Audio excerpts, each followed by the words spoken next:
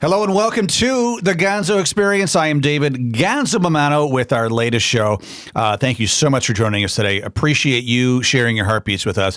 You're really going to love today's episode. This is a very special episode today. We're on every Wednesday morning, as you know, but this Wednesday may be a life-changing Wednesday. Very excited to introduce our guest today, Dick Kaplan. Dick, welcome to the Gonzo Experience. Thank you. Are you ready for the experience? I'm ready. I'm ready. Dick and I go way back when I was a young punk kid when I really didn't know what I was doing, and now I'm an old, crap dude that still doesn't know what he's doing. But I called Dick out of the blue and just to get some entrepreneurial wisdom, and Dick was kind enough to have breakfast with me and become a mentor to me. In 20 plus years, Dick Kaplan continues to do that. So thank you for that. You always say yes. You're the busiest man I know. You always have time for me. So you're on like 20 boards, always running a few businesses, great family man, etc. But you always got time for me. So I've always appreciated it. It's my pleasure. So, Dick, I'm going to have you introduce yourself. You are a prolific entrepreneur, and we want to talk about that. But what we're going to do is I just want everybody to know like how important this episode is. So, Dick, for many, many years, has been cultivating a great, incredible, I want to say it's almost a strategy for instead of a business, it's for our country on how to really not only make a difference in our country, but perhaps save our country. And you're going to understand what I mean by that. Dick has developed a program called Caring for Democracy. And whatever side of the aisle you're on, I don't think you could really argue with the what he's bringing up here to make a difference in politics, our country, and the world. Most, if not every democracy, going back to Greece beyond, has failed. And why is that? And imagine if we could catch that, before it happened. And this is what Dick is proposing to do with his ideas here. So, Dick, tell us a little bit about who you are, your entrepreneurial journey, and then, how did it lead into this, the Caring program? Well, way back when, my father started a carpet company in Rochester, New York called Max Pie's Floor Covering. And it was always my dream to take that over and create a national floor covering chain. There was not one at the time, still isn't actually. And that was my dream through high school, college, everything. In 1969, my brother, my mother, and my father were in the company, and my brother passed away, unfortunately. And my parents couldn't go in, so I had to quit school in my senior year. I was at the University of Buffalo, and I took over the company. So my dream was to do a chain. About mid-'80s, we had stores in Rochester, Buffalo, Syracuse, and I was ready to now branch out Boston, Philadelphia, Pittsburgh, Northeast first. And in doing my due diligence, I started to realize that there's some significant problems in the country. Social Security for the first time was really being questioned, rightly so. Our education system, which I have been involved with for many years, has been going down in quality. We're not even in the top 40 in many areas, especially in inner city education. Our healthcare system, again, with all the money we're spending, is not in the top 5 in the world. A lot of people just don't have health insurance even now. Everything seemed to be failing, and I started to feel that taxes were going to go up. This is in the 80s. And that the future for brick and mortar retail stores was not good. And so I felt the best thing I could do was sell the company rather than expand it, which I did. But it made me very angry. It was my grandfather's name, Max Pie's, a strange name. It was always my dream. So I was one of these guys that used to say, government is ruining the country. We need more business people in government. And I was at lunch with an associate, and he started me going, which wasn't hard to do. And he stopped me, and he said, "Do you have a solution for any of this?" And I said, "Well, no." He said, "Then would you please shut up? I'm getting tired of hearing about it." Actually, his words were a little more graphic than that, but I can't say it on the radio. We're rated G here on the Gonzo Right. Experience. Yeah. So, and I sat back, and I thought he's absolutely correct. Pissing and moaning about a problem, it never helped anybody. So oddly enough, I had just met a Dr. David Weimer at the University of Rochester about 2 or 3 weeks before, who was professor of public policy. He actually wrote the book that most freshmen during that time were using, not just at U of R, but all over the country. Very, very bright guy. He's now at the University of Wisconsin. And I called him up and asked him if I'd come talk to him. And my purpose was to try to figure out why this was happening. I talked to him. Then I heard about a Dr. Robert Heinemann, who was head of political science at the University of Alfred University, which was nearby. And I heard he was very bright. And so I called him, went down and talked to him. Then I started talking to a lot of people, trying to figure this out. In 1990, I was fortunate enough to meet through a mutual friend, a Dr. Marcus Robinson. Marcus is an author and very, very brilliant person of social, cultural development. And we started talking, and I told him about, what I have been doing. And he and I, although we came from very different backgrounds, he's African American and has had a completely different life experience than I have. We both had the same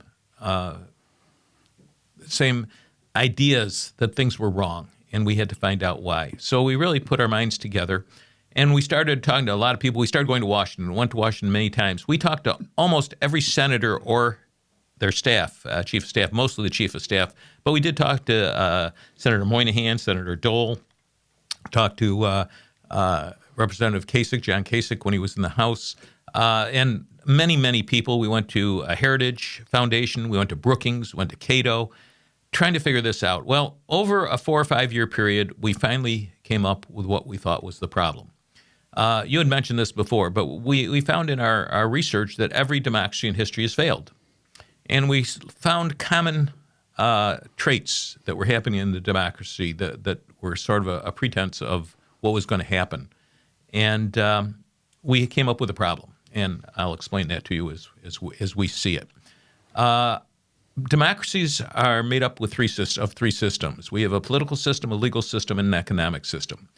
We believe, Marcus and myself and other people we talked to, that our political and legal system are the best ever devised by people to govern themselves. If you really look at the Declaration of Independence and the Constitution, they are remarkable documents. The understanding of human nature that they have and the checks and balances, especially at that time, is really remarkable. Our economic system is capitalism. And again, capitalism is the best and really the only kind of economic system that fits into a democracy. You need a free market to have a free society. But it has two very negative dynamics to it. The first is it creates dislocations. And the best example of that locally is Kodak. The industry went from film to digital. 60,000 people lost their job. In the 80s, the Japanese started making better, cheaper cars, and 2 million people lost their job. Now, it's a strong enough system that eventually those people are reabsorbed, but usually there's a lot of pain in between, and also they're usually reabsorbed at a lower rate. So that's one of the negative dynamics. The second one is the more serious one, though. This is the one that causes the problem, the real problem. Capitalism polarizes wealth. Now, I was one of these guys that in the 80s and 90s said, no, the tide raises all boats, the trickle-down theory is correct and everything.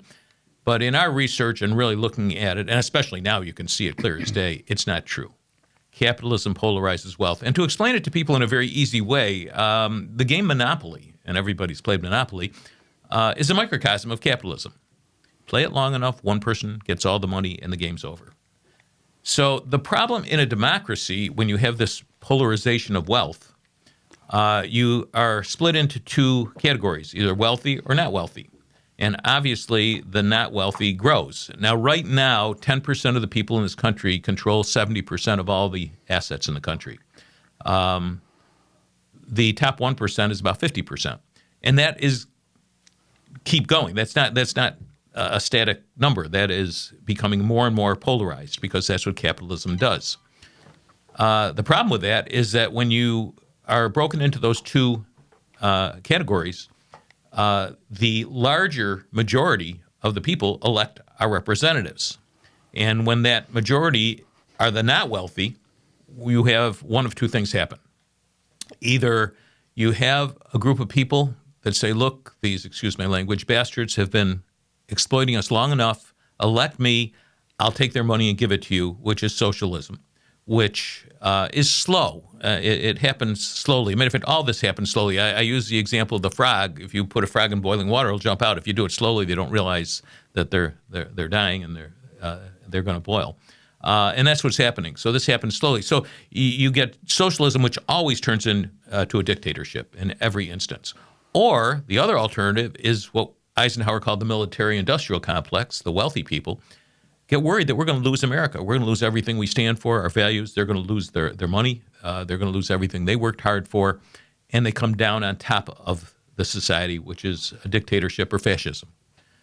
Either way, you lose your democracy. And every democracy in history has gone one of those two ways. So the conundrum is capitalism is the best and only kind of economic system that fits into a democracy, but eventually it destroys the democracy it tries to serve. So that was the problem. That is a problem, and I feel like we're at the precipice, right? We're at we're getting there. It's in my opinion. I mean, people always say, 100 years ago the world was ending. The world's always ending, but if you really study what's going on, I mean, the signs are there that we're at a boiling point. I mean, it's already happening. When I was growing up in the 80s.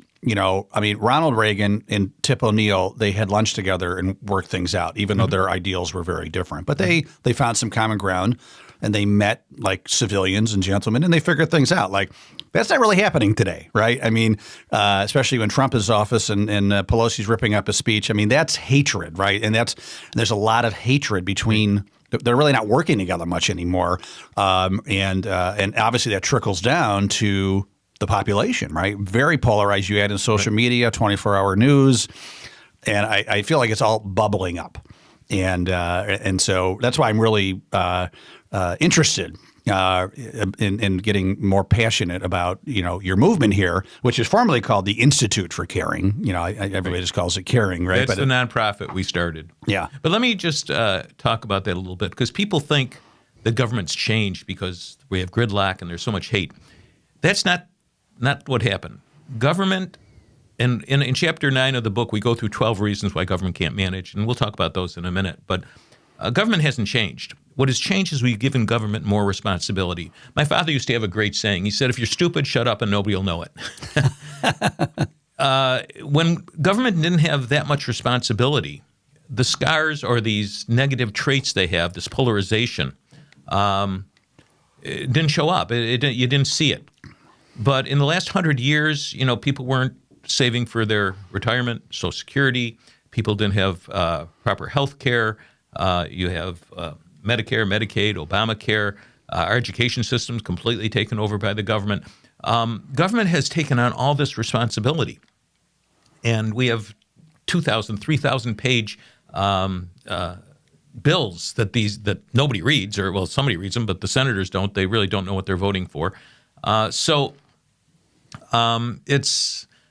not the government has changed, and that Tip O'Neill and Ronald Reagan, they didn't have that much to talk about back then, and they didn't have that much, so you could be gentlemen. But now, because of this responsibility,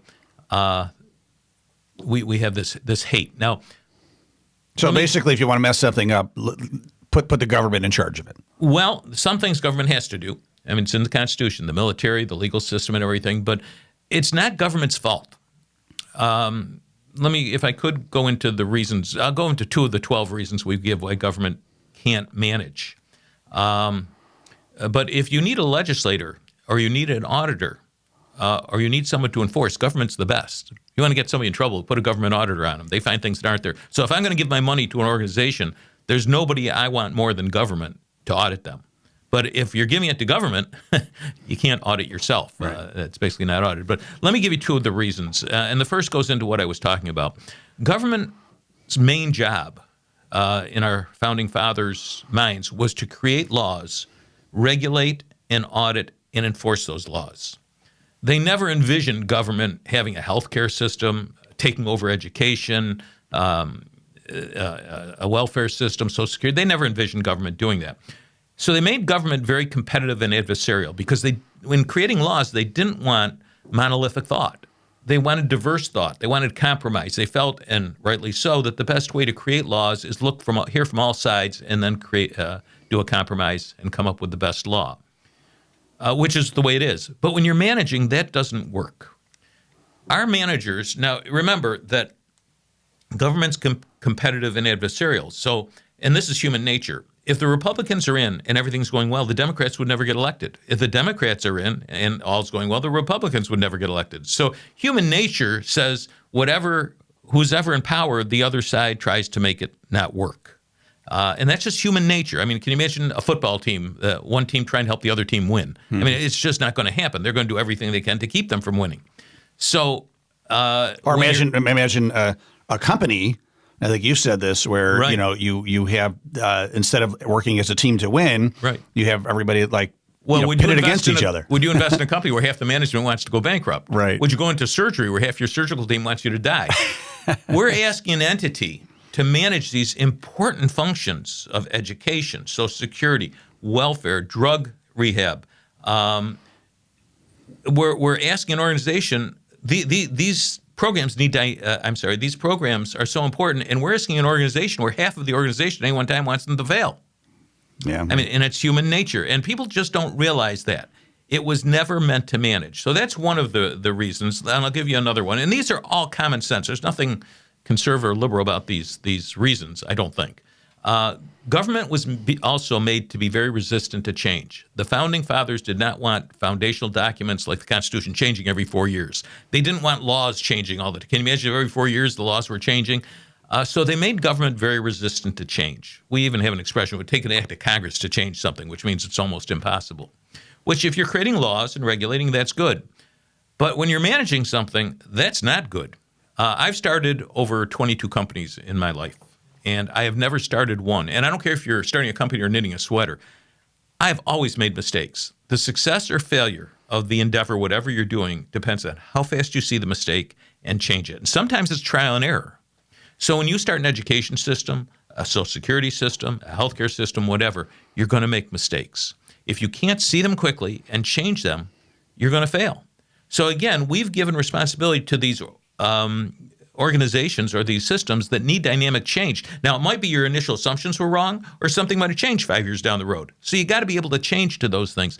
But we've given responsibility to those organizations that need dynamic change to an organization that can't change. Right. It's not their fault. Yeah. We're not anti-government at all. We just realize that government has certain abilities that it can do well and certain things it can't do well. But we've asked them to do everything.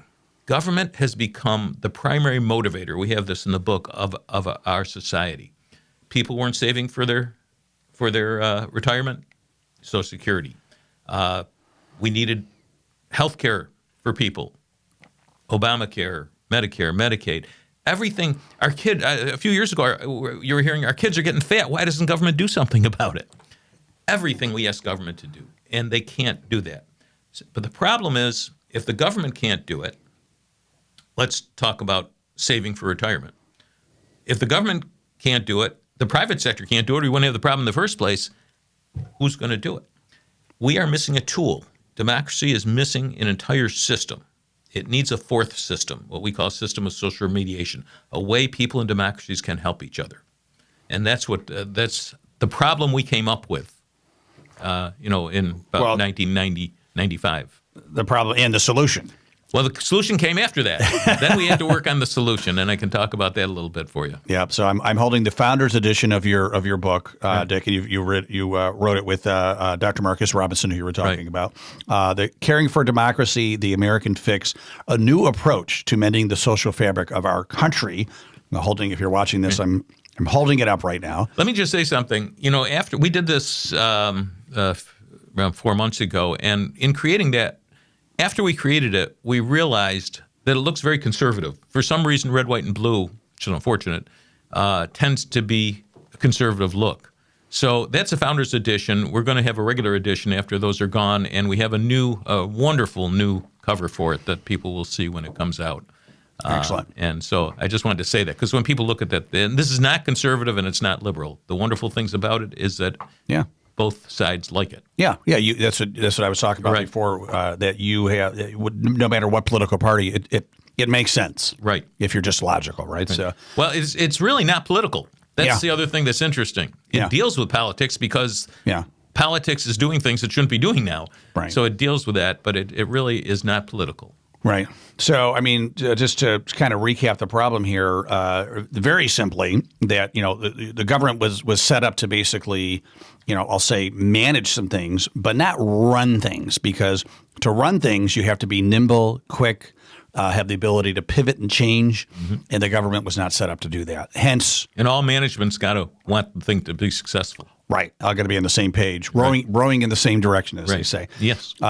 But so now what's happened is a lot of major just things that we need in our life, education, healthcare, et cetera, have bubbled up to the government.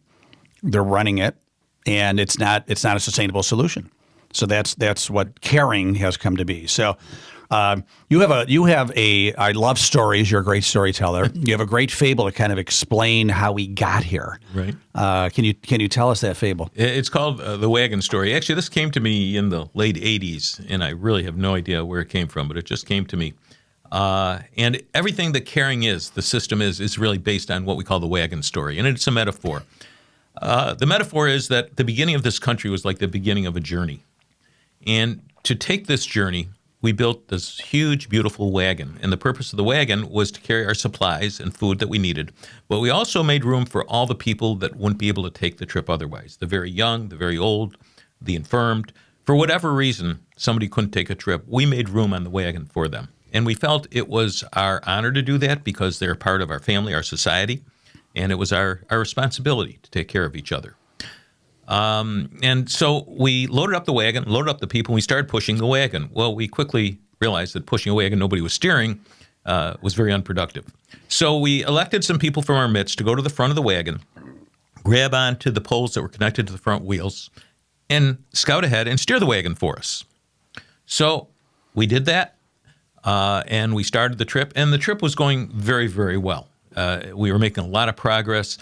And everybody knew what their job was, and everybody had pride in what they were doing. And a very interesting thing happened between the people that were in the wagon and the people pushing, because they were right next to each other.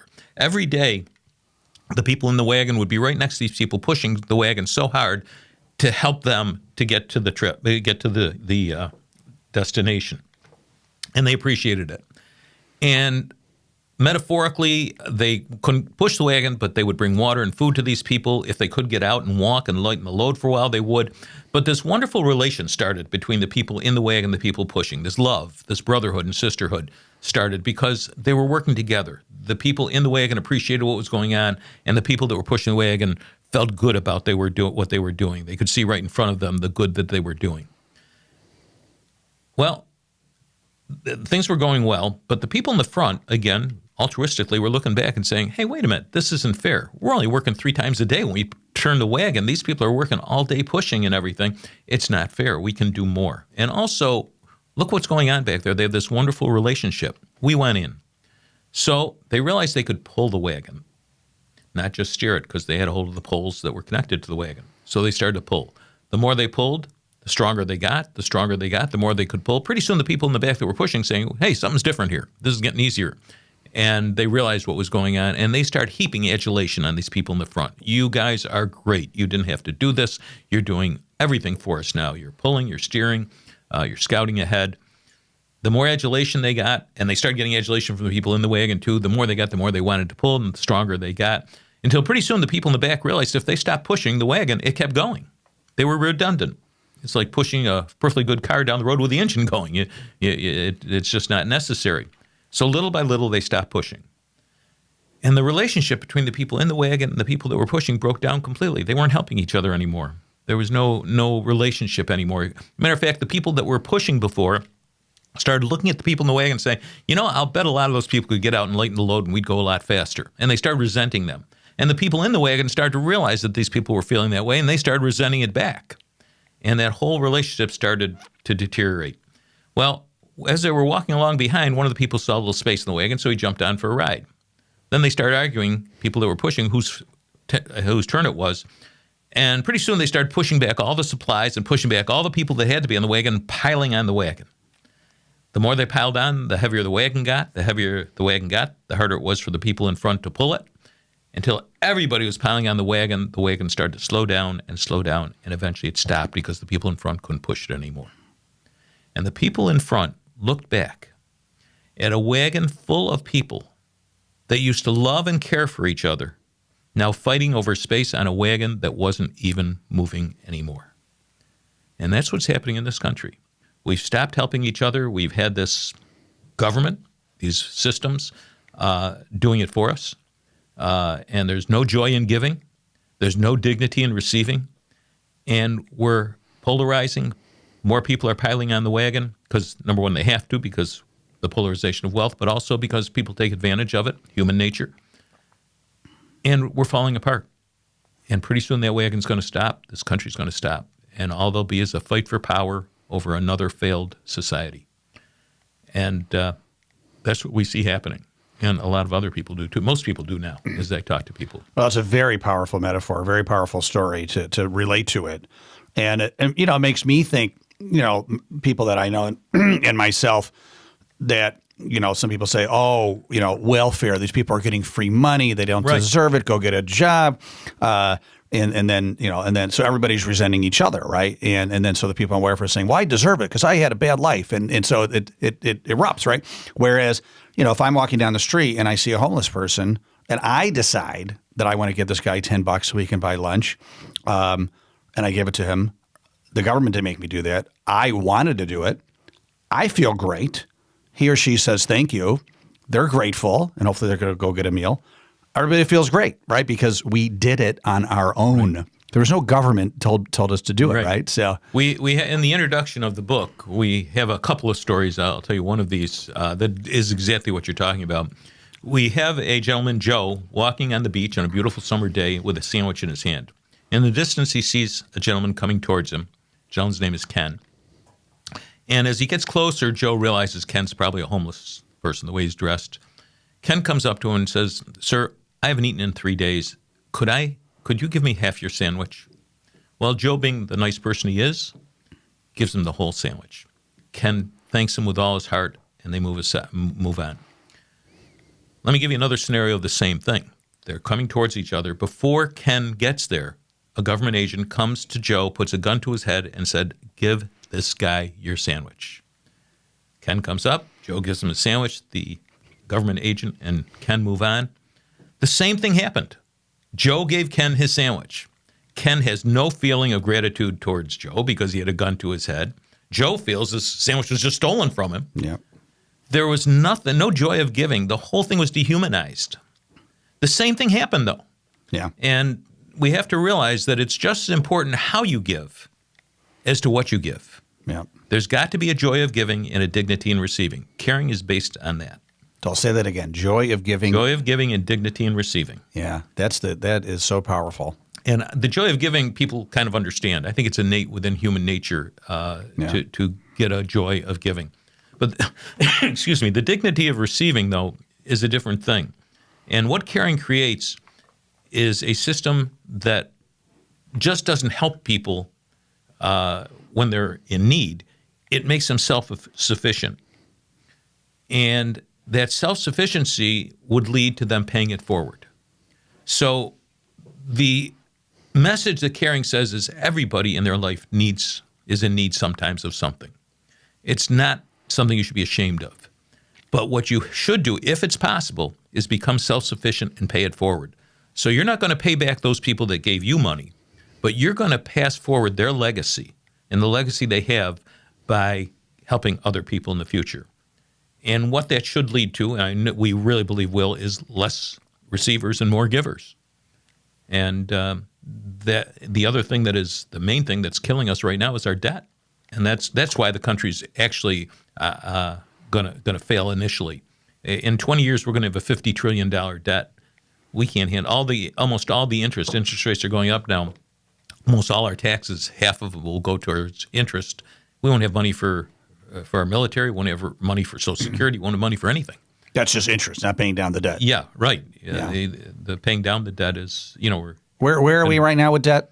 We're about $30 trillion now. $30 trillion. Yeah, and God forbid another pandemic or something like that happens, or a war. Yeah. And, it's going to go up. It'll be well over 50. We can't afford it. Weren't we just at less than 10 not too long ago? Well, yes. And actually, during the Clinton administration, we actually had a surplus. But that wasn't because of Clinton. It was because of the economy. You know, we give presidents credit, and we also blame them for everything that happens in society, government. We do, and that is not it. This society's economy gets better or worse because companies do better or worse. Yeah, and you know, so we have a social problem and an economic problem, and so what we had to do. In 1995, when Marcus and I and all the people we're talking to came to this conclusion of the problem, well, what do we do about it? Yeah. You actually ran for Congress. Well, that was 98, yes. Yeah. I ran on the basis that I wouldn't get elected. The Republican, Louise Slaughter was the Democratic candidate. Yeah. Obviously, she was there forever. And I liked Louise. We knew each other. And but Steve Minerick approached me to run. And I said, well, I'll run if you guarantee I won't win.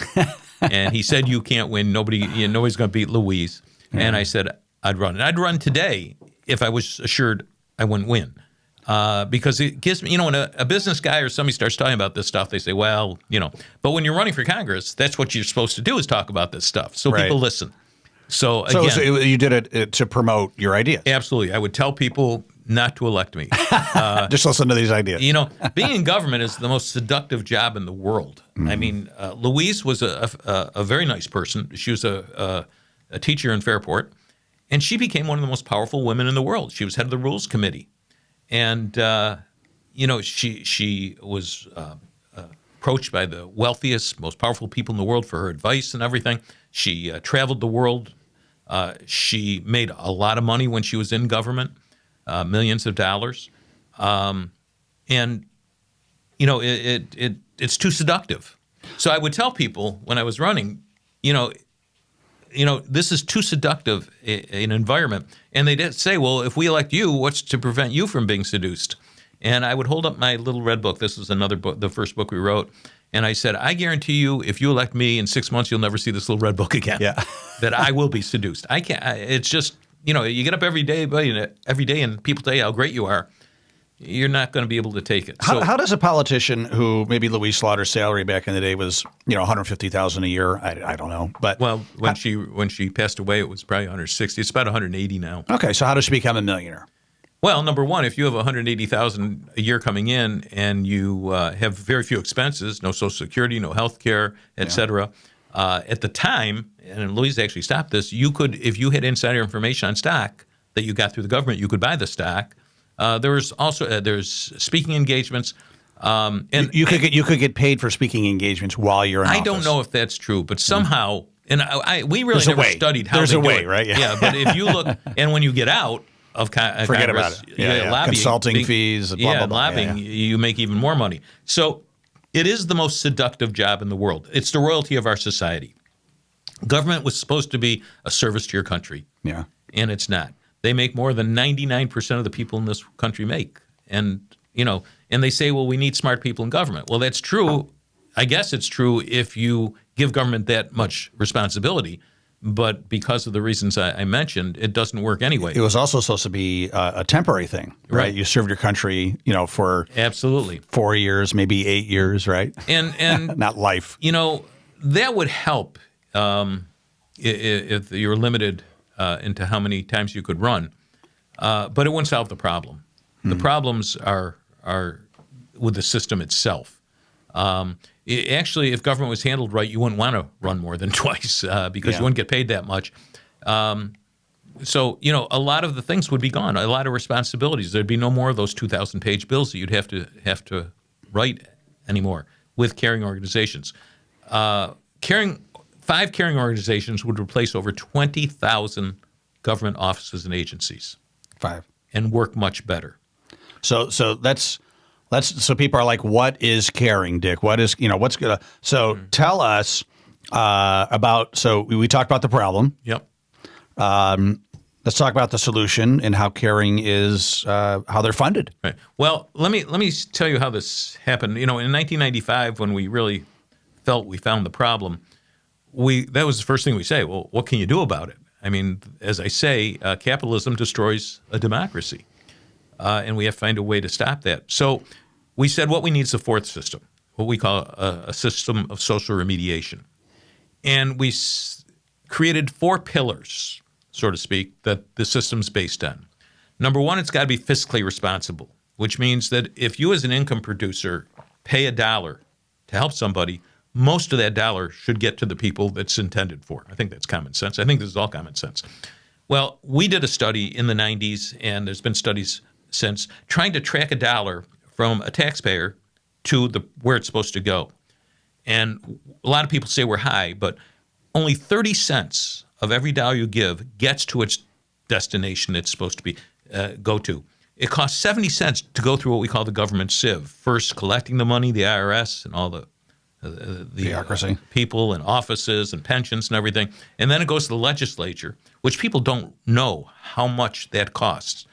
We did a study in 98 figuring how much does it cost to keep one senator or congressman in Congress for a year. And we couldn't find it all, but we know it was $5 million then. 1 year. Just for 1 year, just to keep a congressman in. So the legislative process is very expensive. And then the big one is social services, which distributes the money and the fraud.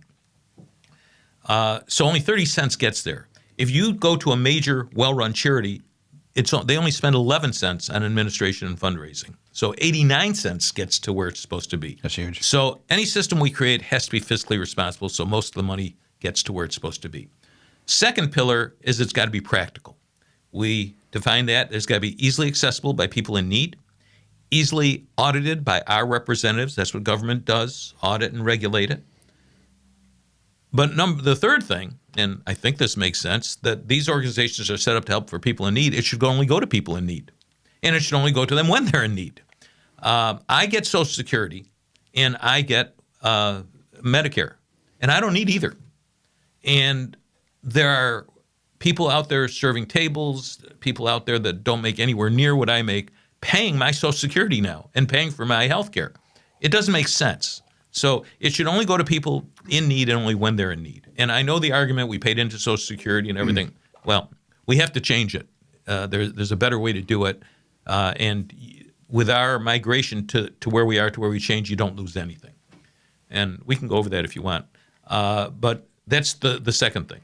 The third pillar is the most important. It's got to be philosophically and psychologically compatible with who we are as human beings and who we are as Americans. This is where the joy of giving and dignity of receiving come in. It's got to have that, or you crush the human spirit on both sides. And lastly, it's got to be culturally nurturing. It's got to make us proud to be Americans. It's got to make the world look at us as good philanthropic people that we are, not capitalist pigs. And it's got to make our kids and ourselves proud of what we are, and bring us together instead of ripping us apart as the systems are now. So the caring system is based on those 4 pillars. And to explain how the fundraising, or I shouldn't say fundraising, the way the 5 caring organizations, by the way, the 5 are caring organization for education, caring organization for healthcare, caring organization for food, nutrition, basically welfare, for Social Security, and for drug rehab. Those are the 5 caring organizations. And they raise money, and it's guaranteed that they raise it.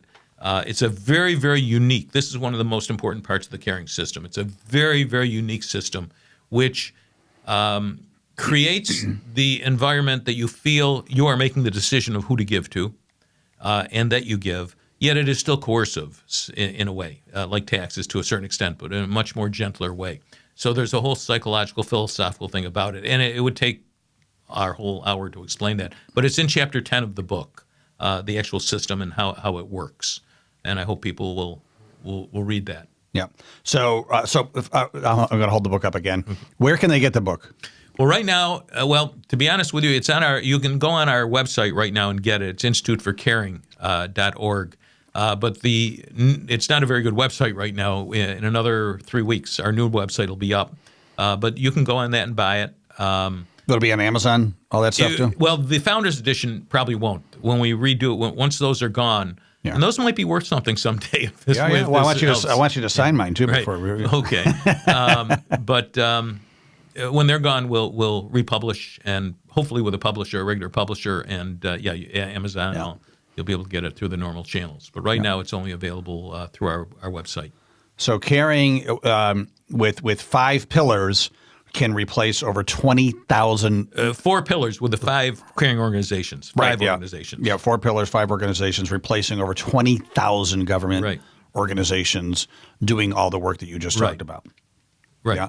And so how do we make sure that the same thing doesn't happen? Right, like people running these caring organizations don't start to get the ego and all that stuff too. What are some of the checks and balances on that? Actually, the checks and balances are intrinsic in that. I'm on 17 non-for-profit boards right now. I know how they work. I've worked in non-for-profits all my life. Their main problem is raising money. They spend 80% of their time raising money. With caring organizations, they won't have that problem.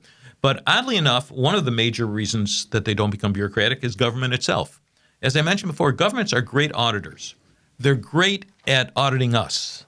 Let me give you an example. Many years ago, there were 2 companies, Arthur Andersen, which was the largest accounting firm in the country, in the world actually, and Enron, which was an incredibly large, successful energy company.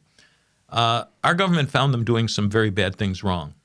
Within a year, both were wiped off the face of the earth, which was amazing. And they deserved it. And they deserved it, yeah. Al Gore did a study in 1998 on Medicare and found that he said there was $60 billion in fraud in Medicare. And he said that's the tip of the iceberg. That's what they can prove. Nobody was fired. Nothing changed. It's probably much more than that now. Right. So government, when it finds us doing something wrong, will make it right one way or the other and punish us. But if they're doing something wrong, nothing changes. Yeah. Nothing changes. Yeah. They can't police themselves. You can't. Nobody can police themselves. Yeah. Anybody that tries to audit themselves, any organization that audits themselves is basically not being audited. Right. And that's human nature again. I mean, this is not. So explain how caring gets funded. Well, it's a very unique system. That's Chapter 10. And as I said, it would take a long time to explain the actual funding mechanism. Yeah. And it'd be trying to explain the tax system in the United States. I mean, but it's a very unique way of raising money and people deciding at the end of the year. Well, I can give you this much. At the end of the year, you pay 2 things. Number one, you pay taxes. Taxes are for what we call government-mandated systems, which would be the military, the legal system, the infrastructure of the country, and other things the government has to do. And they're all in the Constitution. Mm-hmm. The other thing you pay is what we call carrying liabilities. And so we figure that your taxes at that point would probably be about 8% of your income, and that could be a sliding scale. Your carrying, we would figure a maximum of 15% of your income. Now, by the way, this takes care of most of your state and local taxes, too. This is not just federal. So carrying is going to save up to 60% of what you pay in taxes now. So you decide, hopefully, and we put this sort of Norman Rockwell view of things here, and I really think it would help. At the end of the year, maybe around Thanksgiving time or Christmas, you sit down with your family and saying, okay, we made $50,000 this year. 15%, $7,500. So we have to give away $7,500 to a caring organization. Who do you want to give it to? Do you want to give it to education? Do you want to give it to people that don't have health care? Do you want to give it to people that don't have food and their kids don't have food and shelters? You could divide it. And you can divide it any way you want. Yeah. And you choose. But it's incentivized in that if you get a 10% discount on your caring liability if you give it to the caring organizations. So you'll get, if you take $7,500 minus $750, whatever that is, that's all you have to give. If you don't, the government will take your $7,500 and they'll give it to the caring organizations that haven't been funded enough yet. Right. So it incentivizes you to give. Yeah. There's a lot more to this. So essentially, where the government will get paid what they need to do what they do best, which we talked about, auditing. Right. And then the rest will go to actually getting things done without building up all this debt. Right. Caring organizations. So there'd be no more Medicare, no more Medicaid, no more Obamacare, no more Social Security, and I'll get into that in a minute. No more welfare system. This would all be handled by the caring organization, chartered audited and regulated by the government, but not managed by the government. That's the big thing. That's the big thing. Not managed by the government. And their funding of what they need is guaranteed. Now, the way they figure out what they need, that's all in the book and everything. That's what really gets into more detail. But each carrying organization figures out what they need. Carrying organizations have 3 levels: a national, regional, which would be state, and local, which would be counties. And almost 90 to 95% of the work is done in the local. Yeah. Because every locality has different needs and different dynamics to it. So this is all explained in the book. And as I say, the devil's in the details, and it would take us too long to go through that. But let me just talk about Social Security for a second to give you an idea of how the approach to Social Security and caring works. We use a case study in the book. The year's 1980. A young man and young woman married. They're each 21 years old, and they make $15,000 a year each. In 1980, that wasn't so bad. But for the sake of this case study, they never get a raise. So together, they make $30,000 a year. The way the system works now is they take approximately 7.5%, and their employer matches it, so about 15% total, and gives it to the government. So they make $30,000, 15% is $4,500 a year. So for 44 years, they're 21 years old till they're 65, they're going to give $4,500 a year to the government. When they're 65 years old, they'll make from that about $15,000 to $18,000 a year from Social Security, if they don't work. And also, sometimes a lot of that money is taken out of their health insurance, Medicare is taken out of that too. But let's just say they get $15,000 a year. Now, what we're saying, we change that. We say the government makes you, this is not voluntary and it's not privatizing. The government makes you give that same $4,500 a year to a government chartered organization. This could be Prudential, Metropolitan Insurance, John Hancock, could be Bank of America, could be JP Morgan Chase. And they have these, what we call Social Security accounts. And what they are is annuities. So you give $4,500 a year to this annuity. Right now, if you give money to Metropolitan or Prudential, they will pay you, Lincoln Financial, to, I believe, 6%, a little over 6% interest on your money for the rest of your life. If you give them $100,000, they'll give you $6,000 a year for the rest of your life. So this is a system like that where they will pay 6%, except they don't give you money till you're 65. So if you take $4,500 a year for 44 years at 6% interest, compounding, you'll have almost $900,000, just a few $100 less than $900,000 in cash in the bank of your own money. Then the government says, now we'll let you take out the interest. So now you'll take out $54,000. If we were designing this, I'd let you take out part of the principal too, maybe $20,000 a year. So when you're 64, you're making $30,000, paying $4,500 to Social Security plus taxes. You turn 65, you're making $74,000 a year tax-free of your own money. You're not depending on anybody else. The money is guaranteed by the government in these accounts. The government audits the heck out of these, making sure they're not put into subprime mortgages or whatever, not taking big gambles. And the way the organization works is when you die, you have this $900,000, you're getting the interest and whatever they take out in principal. But they keep a record of how much they've made or lost. They're paying you 6%. If some years they only make 5%, some years they might make 8 or 10. If they lost money, they take it out of the principal. What you are guaranteed is the amount of money you put in, which in that case would be around over $200,000.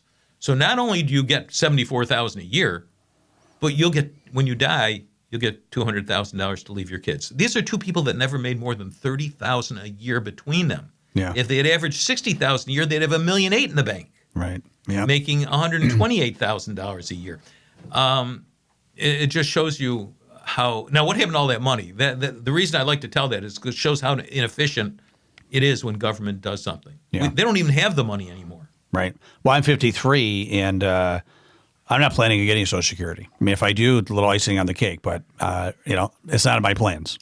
Figure out how much money you put in so far, and then how much you're going to put in over the next 12 years. Yeah. It's not fair. Right. And it's crazy. Yeah. But it's exactly what happens when government tries to do things like that. And again, it's not the representative's fault. It's not that we have stupid people in government. Yeah. It's the system itself and the dynamics of that type of organization. Right. It is not the right type of organization to do this. Human nature takes over. Right. And I'll give you another example of that, which I like to talk about. If you were in charge of the next Olympics, and I came to you and we're friends, I said, David, I want you to make me the head pole vaulter. And you say, well, you've done a lot for me. Okay, I'll do that. So I'll go work my butt off for the next 3 years. But if I got over 2 feet without killing myself, I'd be lucky. Mm-hmm. The American people would be irate. We have these great athletes that go 20 feet in the air and everything that could get gold medals and everything. And then the Olympic Committee the U.S. Olympic Committee would wonder what the heck you did. You'd blame me that I didn't work hard enough. I'd blame you for letting me do it. Polarization, failure, hate, all this stuff comes out of it. All because you let me try to do something I intrinsically can't do. Yeah. In my best years, I couldn't be a pole vaulter. Yeah. So the failure came because you asked me to do something I can't do. We're asking government to do things it cannot do. Yeah. It's not that it doesn't want to, and it's not that they're stupid. It's not set up to do it. But the problem is there's no alternative now. Yeah. It's either government or the private sector. Government can't do it. The private sector can't do it. Doesn't have the scope, doesn't have the incentives, doesn't have the right kind of auditing system for it. So right now we're missing a tool in our toolbox that's to solve our problem, and that's what caring is. So quickly before we go here, how do we get it implemented, accepted, adopted? I've talked to thousands and thousands of people. I have yet to meet somebody that really says this is not a great idea or that it won't work. But most people say it'll never happen. The term that's used is there's too much profit and poverty in this country, too much power created by poverty in this country, too many people that depend on the government, and that gives them their power. And I understand that. So what we want to do is we want to get the book out. We want to start a groundswell. We want people to understand what this is and to get behind it. And we want to get enough power that we can have our current representatives or elect representatives that will try this in a microcosm. We could try this in a county. We'd like to go to 10 counties in the country, or maybe 3 or 4 states in the county, and have them become caring states or caring counties, and prove how efficient this is, how effective it is, how it changes the way people feel about what they're doing. I know it would work. We just need the will to try it. And, it's a monumental change. And, when people say that to me, I say, we fought a revolutionary war to gain our freedom. We fought a civil war to protect our values. We fought 2 world wars to protect the world for democracy. This is nowhere near as monumental as a war, and yet it achieves all those 3 objectives. Wow. It creates lets us keep our freedom, protects our values, and creates our more values, and protects democracy. It saves democracy. What a great way to end the show. I love that. And I think if someone told George Washington, back in the day, like there's just no way you're going to win against the British. Right. But, they found a way, right? So, right. Excellent. True. Well, Dick Kaplan, thank you so much. All you've done in the world for not only business and entrepreneurship, but now saving our country. So thank you for that. Well, I want to make sure that this is the result of talking to thousands of people. Marcus and I just put things together. Yeah. We can't take credit for coming up with all the ideas. You're the instigator, though. So maybe an instigator. You're being modest, but no, but it's true. It's not a Dick Kaplan thing. Yeah. And it's not a Dr. Marcus Robinson thing. This is from thousands of people's input. Jim Rohn said great things can happen when no one cares about the credit. Right. So very true. Love that. Again, if people want to get in touch with you or learn more about getting the book and just the movement in general, where do they go? Well, you can go to our website. It's theinstituteforcaring.org. Or I will give you my email. It's dickkaplan3@gmail.com if people want. And I'd be glad to talk to groups. I'd be glad to talk to people individually. Yeah. That's what I do now. I retired from business completely, and I'm doing this full time now. I love it. If anybody wants a personal introduction to Dick, email me, david@davidmamano.com. Pretty easy to remember, and I'll give you a personal introduction. And the one of the best things about Dick is he is the real thing. He gets back to you. He calls you back right away, emails back right away. So thank you for that. So, Dick, thank you for being born. So glad you're doing what you're doing. Well, thank you. I'm glad you're in my hometown here, so we can work on this together. And happy to help you any way I can. Thanks for the opportunity to talk about this. Thank you so much. Absolutely. And thank you, Gonzo family, for listening to this episode of the Gonzo Experience. Listen to this again and again. This is a really powerful episode. Get involved. Reach out to Dick. Go to the website and learn more about how you could really be a part of something that, frankly, and I don't think this is overstatement, that could eventually save our country. So thank you so much, everybody. Have a great day, and make sure to stay awesome.